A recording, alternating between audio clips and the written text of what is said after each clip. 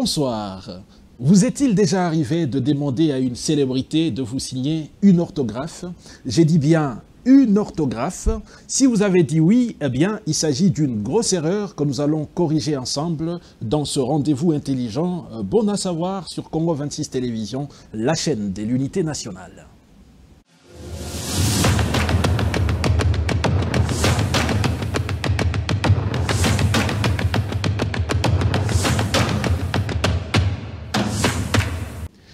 Lors du vernissage de mon livre sur la gratuité de l'enseignement, co-publié en 2023 aux éditions BRICS International avec le professeur Wenceslas Tshizungu, un homme me suivait avec empressement au sortir de l'amphithéâtre de Fleuve Congo Hotel où se déroulait la cérémonie de baptême placée sous le parrainage du professeur Modeste Bahati Lukwebo, alors président du Sénat.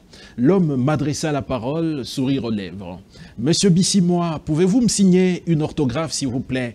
me dit-il. Erreur, puisqu'un artiste ou une célébrité quelconque ne signe pas une orthographe. Le texte écrit de la main par une personne célèbre de quelque domaine que ce soit est appelé autographe. Autographe. De manière quasi générale, un autographe est une signature apportée par une personne physique sur un support n'ayant pas valeur juridique afin de la céder à une autre pour que celle-ci puisse éventuellement témoigner de leur rencontre. Étymologiquement, l'autographe désigne une graphie, signature, paraphe, lettre ou écrit divers original faite par son auteur et non une copie de celle-ci. Par contre, l'orthographe est un ensemble des règles et d'usages définis comme normes pour écrire les mots d'une langue donnée. Lorsque, par exemple, vous écrivez « parmi » dans la phrase « Congo 26 est parmi les meilleures télévisions d'Afrique » avec un S sur « parmi », vous aurez commis une grosse faute d'orthographe. C'est donc clair. Si vous rencontrez votre star préférée, Koffi Olomide, Barbara Kanam ou encore Joyce Cage, ne lui demandez pas une orthographe, mais plutôt un autographe.